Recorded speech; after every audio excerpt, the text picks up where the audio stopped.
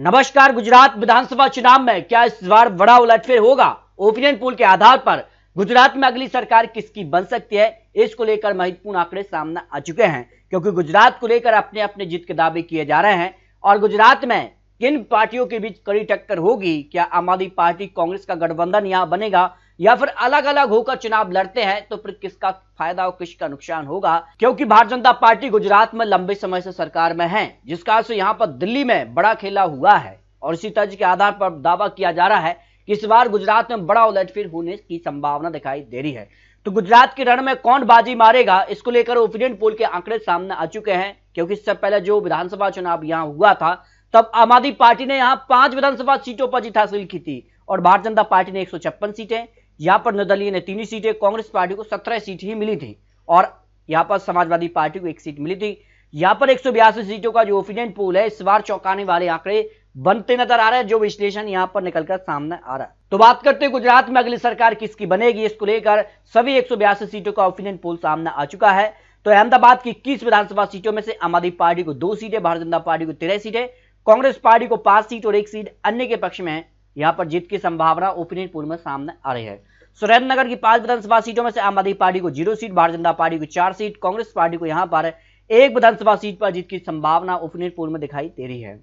मोरबी की अगर बात करें, 3 विधानसभा सीटों में से आम आदमी पार्टी को 0 सीट, भारतीय जनता पार्टी को 2 सीटें, कांग्रेस पार्टी को यहाँ पर 1 सीट और अन्य के पक्ष में 0 सीट की संभावना ओपिनियन पोल में दिखाई दे रही है।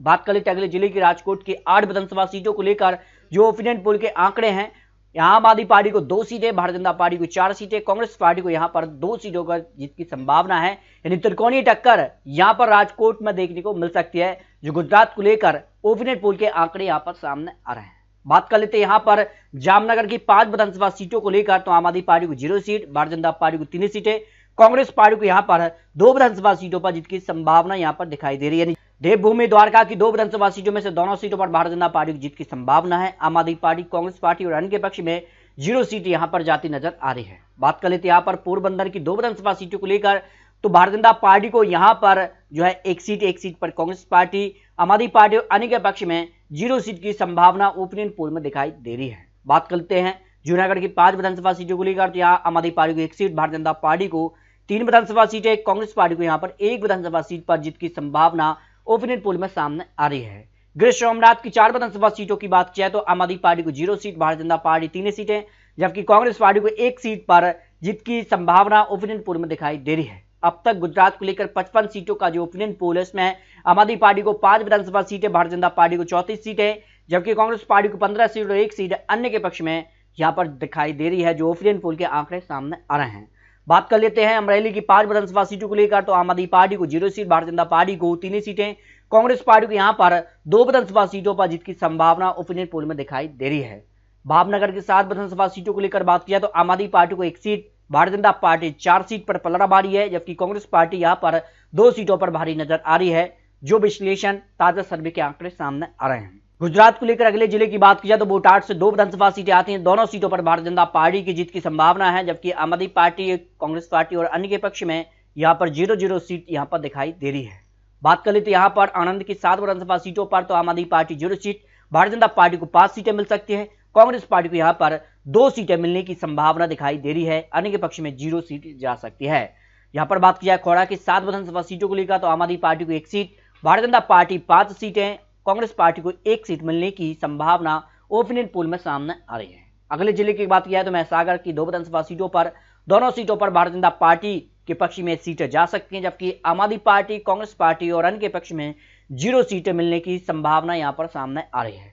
अगर बात किया पंचमहल की 5 विधानसभा सीटों में से आम आदमी पार्टी को यहाँ पर 1 सीट, भारतीय जनता पार्टी को 2 सीटें, 2 सीटों पर ही कांग्रेस को यहाँ पर जीत की संभावना है। यानी पंचमहल में यहाँ पर त्रिकोणीय टक्कर देखने को मिल सकती है, जो ओपिनियन पोल के आंकड़े सामने आ रहे हैं। अगले जिले की बात की जाए तो यहाँ पर दाहोद की 6 विधानसभा सीटों में से आम आदमी party 0 seat, Bharatiya Janata party की यहाँ पर 5 सीटें, कांग्रेस पार्टी के पक्ष में 1 विधानसभा सीट पर जीत की संभावना ओपिनियन पोल में सामने आ रही है। वडोदरा की 10 विधानसभा सीटों की बात किया तो आम आदमी party 1 seat, Bharatiya Janata party को 5 सीटें, कांग्रेस पार्टी को 3 सीटें और 1 सीट अन्य के पक्ष में जा सकती है, जो ओपिनियन पोल के आंकड़े गुजरात को लेकर सामने आ रहे हैं। इसके अगर बात किया है तो यहाँ पर छोटा उदयपुर की 3 विधानसभा सीटों को लेकर बात किया तो आम आदमी पार्टी को 0 सीट, भारतीय जनता पार्टी को तीनों सीटों पर जीत की संभावना, यानी क्लीन स्वीप यहां पर कर सकती है भारतीय जनता पार्टी, जबकि कांग्रेस पार्टी और अन्य के पक्ष में 0 सीट की संभावना दिखाई दे रही है। नर्मदा की 2 विधानसभा सीटों की बात किया है तो भारतीय जनता पार्टी को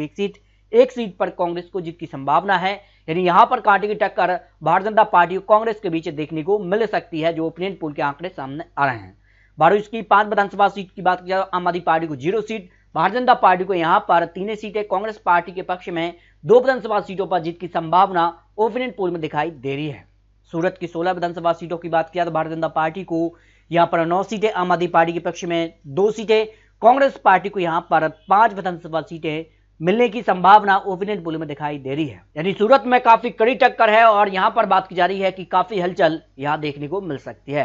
तापी की 2 विधानसभा सीटों की बात करें तो दोनों सीटों पर भारतीय जनता पार्टी को जीत की संभावना है। आम आदमी पार्टी, कांग्रेस पार्टी को 0 सीट यहां पर मिल सकती है, जो ओपिनियन पोल के आंकड़े हैं।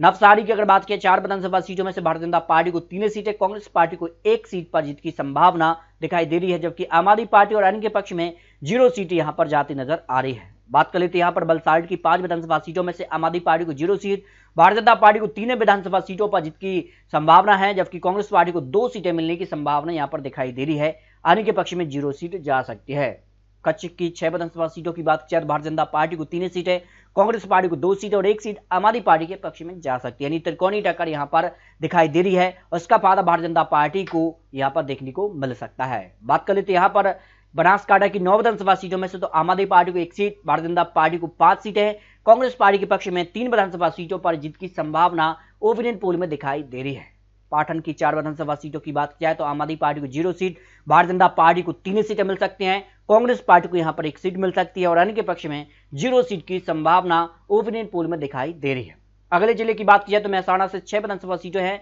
और यहां आम आदमी पार्टी को 0 सीट मिल सकती है, भारतीय जनता पार्टी को 4 सीटें मिल सकती हैं, कांग्रेस पार्टी को यहां पर 2 सीटों पर जीत की संभावना ओपिनियन पोल में दिखाई दे रही है। बात कर लेते हैं यहां पर साबरकांठा की 4 विधानसभा सीटों में से तो आम आदमी पार्टी को यहां पर 0 सीट, भारतीय जनता पार्टी को 2 सीटें, 2 सीटों पर ही कांग्रेस के बीच कड़ी टक्कर दिखाई दे रही है, यानी आमने सामने की टक्कर यहां पर दिखाई दे रही है। अगले जिले की बात किया तो अमरावली की 3 विधानसभा सीटें हैं, 3 में से आम आदमी पार्टी को 0 सीट, भारतीय जनता पार्टी के पक्ष में 2 सीटें जा सकती हैं, कांग्रेस पार्टी को यहां पर 1 सीट जा सकती है, जो अनुमान ओपिनियन पोल ने लगाया है। बात कर लेते हैं यहां पर अगले जिले की तो गांधीनगर से 6 विधानसभा सीटें हैं और आम आदमी पार्टी को यहां पर 1 सीट मिल सकती है, भारतीय जनता पार्टी को सबसे ज्यादा 4 सीटें मिल सकती है, कांग्रेस के पक्ष में 1 विधानसभा सीट पर जीत की संभावना ओपिनियन पोल में सामने आ रही है। गुजरात को लेकर बात की सभी 182 सीटों का जो ओपिनियन पोल सामने आया है, आज विधानसभा चुनाव होते हैं गुजरात को लेकर तो आम आदमी पार्टी को 14 सीटें, भारतीय जनता पार्टी को 115 सीटें, कांग्रेस पार्टी के पक्ष में 51 सीटें और यहां पर अन्य के पक्ष में 2 विधानसभा सीटों पर जीत की संभावना दिखाई दे रही है। यानी गुजरात में एक बार फिर से बीजेपी का कमल